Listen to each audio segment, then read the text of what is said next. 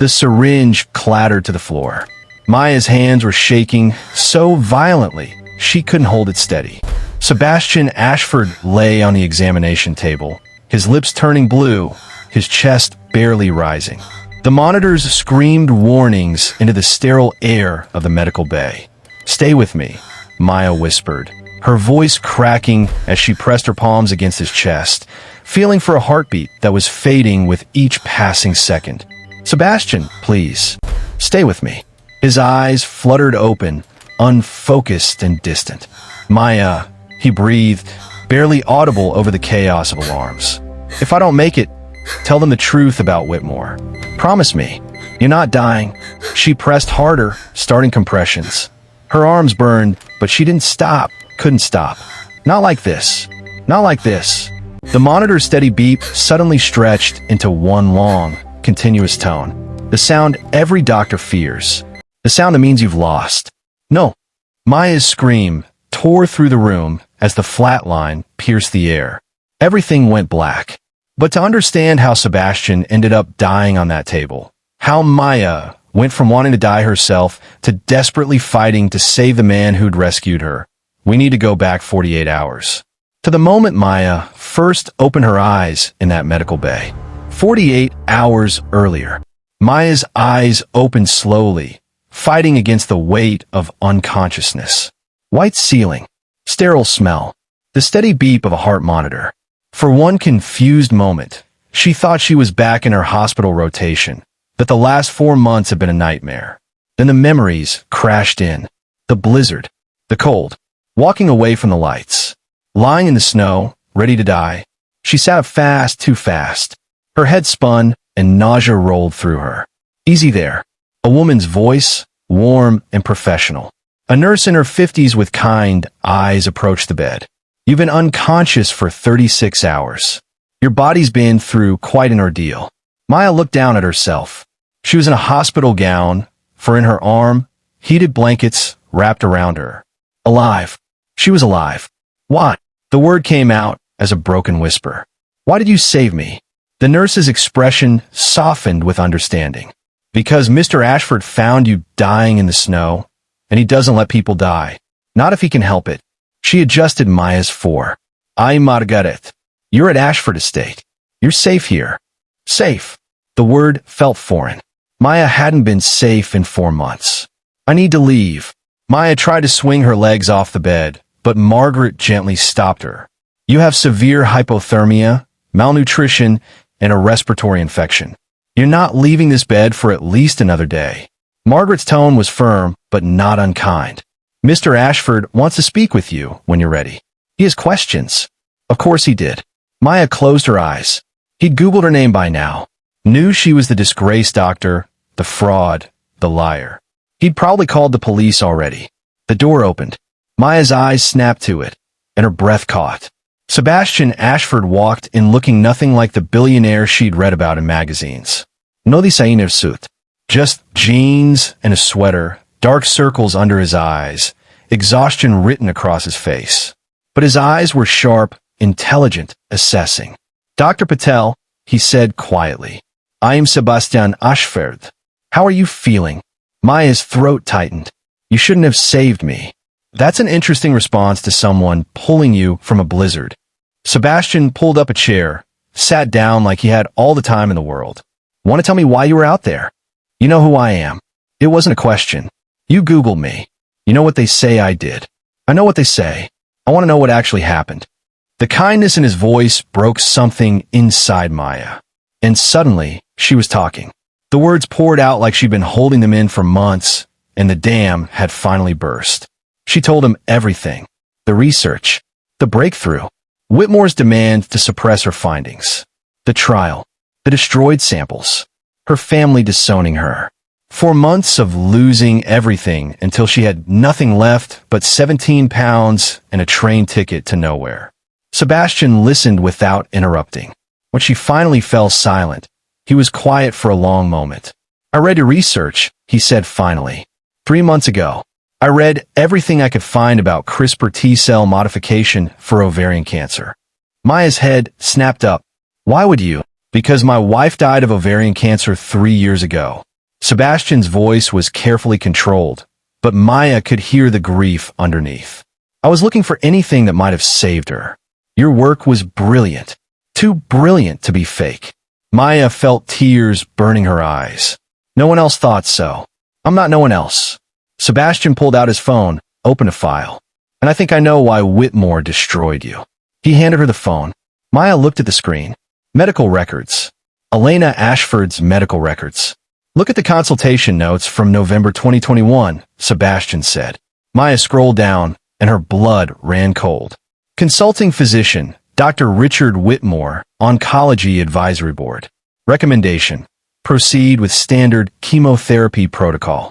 Advised against experimental immunotherapy trial due to insufficient safety data and high-risk profile. Oh my God, Maya whispered. He steered my wife away from treatments that might have saved her, Sebastian said. And now the rage was evident in his voice, controlled but burning. 3 months later, she was dead. The immunotherapy trial he advised against? It now has an 83% 5-year survival rate for Elena's cancer type.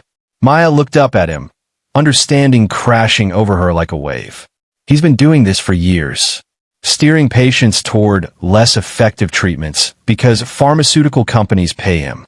My research threatened to expose that, and my wife paid the price for his corruption. Sebastian stood, walked to the window, just like you paid the price for telling the truth. What are you going to do? Maya asked quietly. Sebastian turned back to her. I've hired an investigator. David's the best there is. He's digging into Whitmore's entire career, every patient he consulted on, every connection to pharmaceutical companies. If Whitmore has done this before, we'll find it. And then what? Then we expose him. Sebastian's expression was determined. But I need your help. I need you to tell me everything about your research, about Whitmore's involvement, about everyone who testified against you. Will you only fight back? Maya stared at him. 24 hours ago, she'd been lying in the snow ready to die because no one believed her. No one would fight for her. Now this man, this grieving billionaire who had every reason to hate the medical establishment, was offering her exactly what she'd lost. Someone who believed her. Yes, she whispered. Yes, I'll help you. Sebastian extended his hand. Maya took it. His grip was firm, certain. Partners, he said. Partners. What neither of them knew was that at that exact moment, 200 miles away in London, Dr. Richard Whitmore was receiving a phone call that would change everything. Sir, we have a problem. Sebastian Ashford has hired David Chun to investigate you. The private investigator who exposed the Harrington medical fraud last year. Whitmore's hand tightened on his phone. How do you know this? We have someone watching Ashford.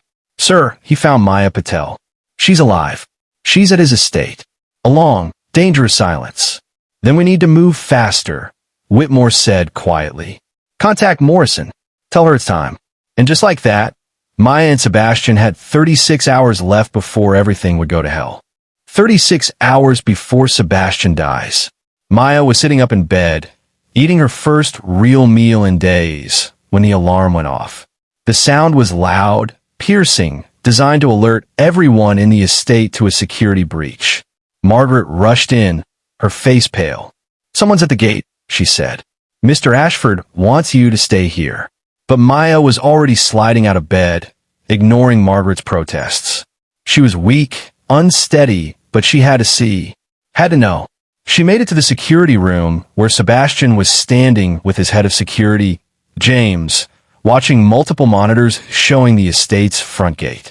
And there, standing in the snow with 2 police officers, was Dr. Richard Whitmore. Maya's legs almost gave out. Sebastian caught her arm, steadied her. He can't know you're here, Sebastian said quietly. Stay out of sight. Watch the cameras. On screen, Whitmore was gesturing to the officers, his expression grave and concerned. Sebastian pressed the intercom button. Dr. Whitmore, Sebastian's voice was ice. What can I do for you? Mr. Ashford. Whitmore's voice crackled through the speakers, all false warmth. I'm sorry to disturb you on Christmas, but I'm looking for Dr. Maya Patel. I have reason to believe she may be in danger. She's been suffering from severe depression and made some concerning statements before she disappeared. These officers are helping me locate her. One of the officers spoke up. We received a missing person report. Dr. Whitmore is concerned Dr. Patel may harm herself. If you have any information. Dr. Patel is not here, Sebastian said smoothly. And if she were, she would be under no obligation to speak with Dr. Whitmore or anyone else. Whitmore's expression shifted, the concerned mask slipping slightly. Mr. Ashford, I don't think you understand the situation. Maya is mentally unstable. She's accused of serious crimes. If you're harboring her, I understand the situation perfectly, Dr. Whitmore. Sebastian's voice was deadly calm. I understand that you testified against a brilliant researcher whose work threatened pharmaceutical profits. I understand that you've consulted for Meridian Biologics to the tune of £3 million over 5 years. And I'm very interested in discussing your consulting work on my late wife's case. Your recommendation that she avoid experimental treatments in favor of standard chemotherapy. Treatments that failed. The silence on the other end was deafening. Maya watched Whitmore's face on screen, saw the moment he realized this wasn't just about finding her. This was about Sebastian uncovering everything. You're making a dangerous mistake, Mr. Ashford, Whitmore said quietly, all pretense of concern gone. His voice was pure threat now. You don't know what you're involving yourself in. Or maybe I'm correcting one. We'll see. Sebastian's smile was cold. Officers, unless you have a warrant, I believe we're done here. Dr. Whitmore, if you have further questions, you can direct them to my lawyers. Whitmore stared at the camera for a long moment. Then he smiled, and it was the most frightening thing Maya had ever seen. Merry Christmas, Mr. Ashford. I do hope you're prepared for what comes next. The screen went dark as they drove away. Maya was shaking. Sebastian turned to her. He knows you're here. He knows I'm investigating. This just became more dangerous. I should leave, Maya said. I won't let you risk yourself for me. Too late. I'm already involved. Sebastian looked back at the monitors.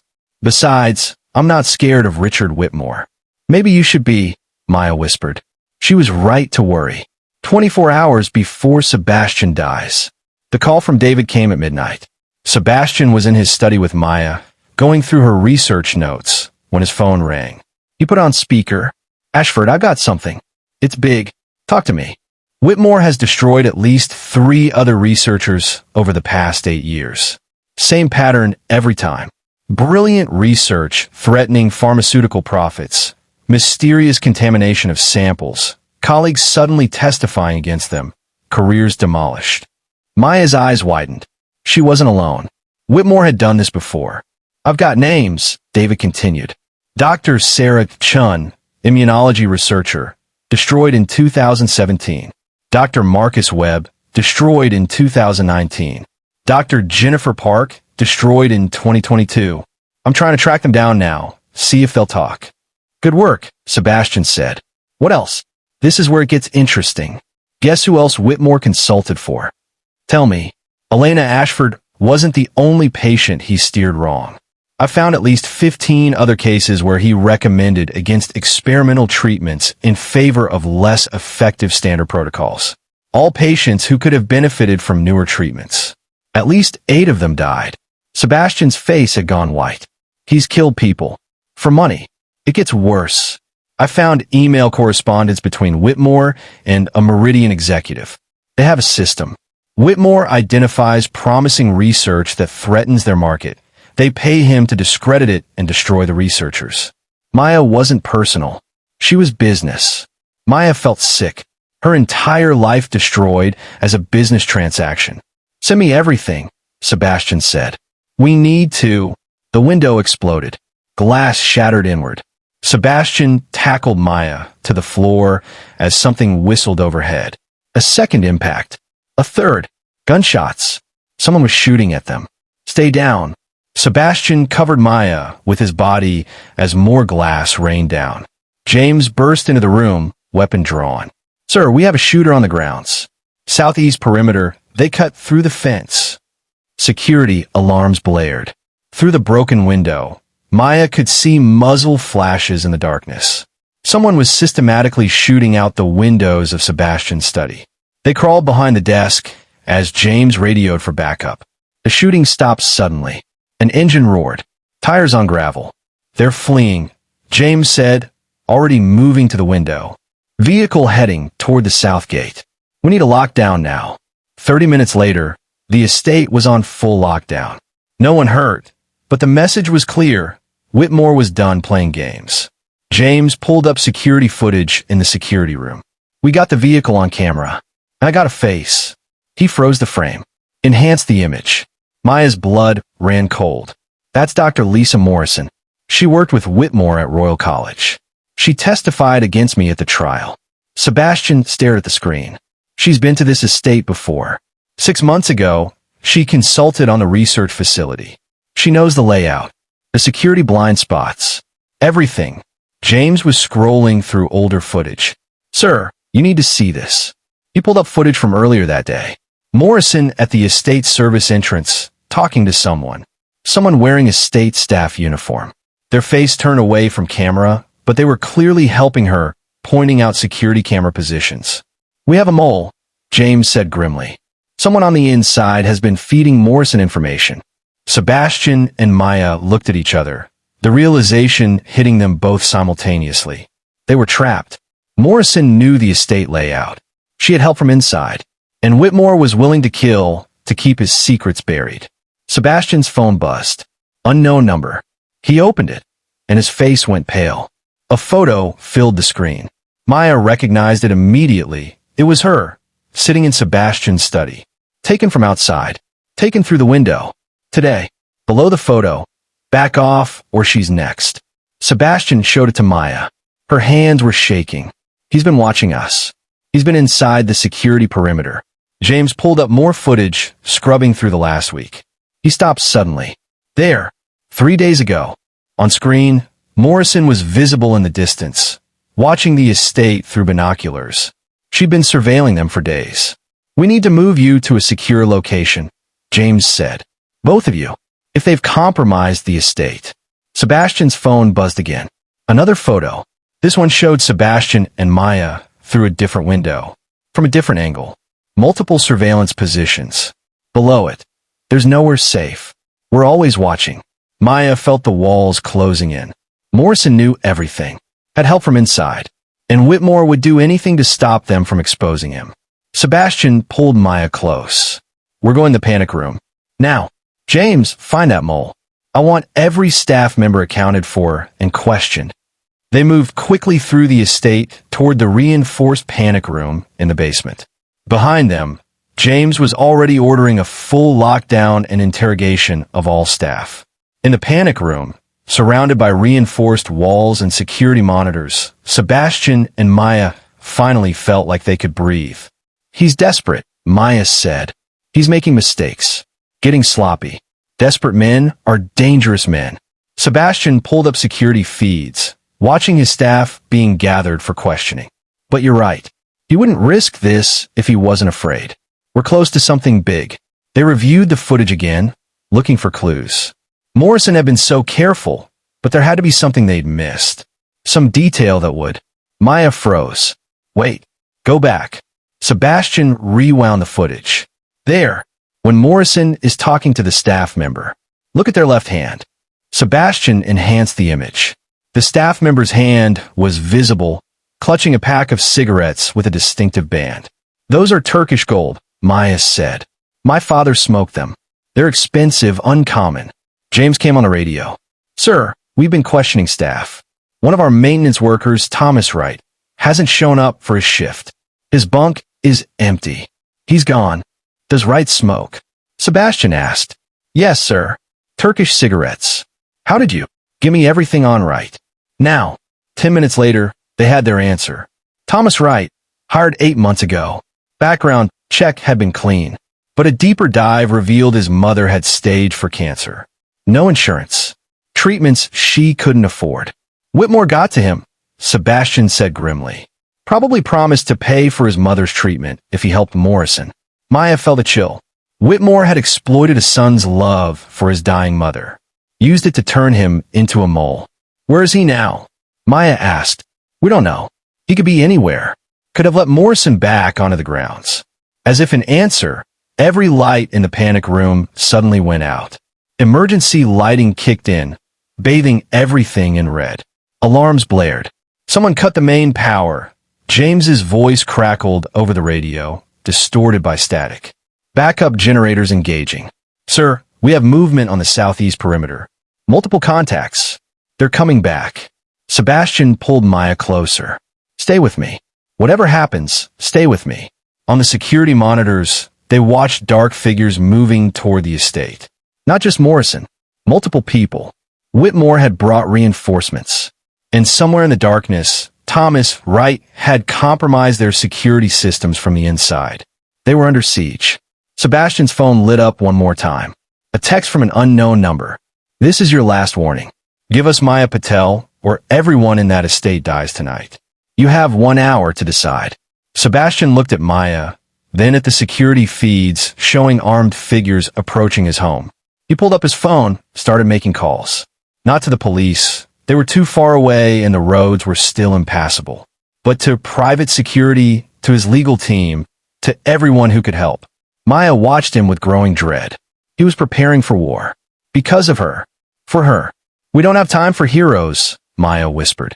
Maybe I should just... Don't you dare finish that sentence, Sebastian said fiercely. We're not giving up. Not on you. Not on exposing Whitmore. Not on any of it.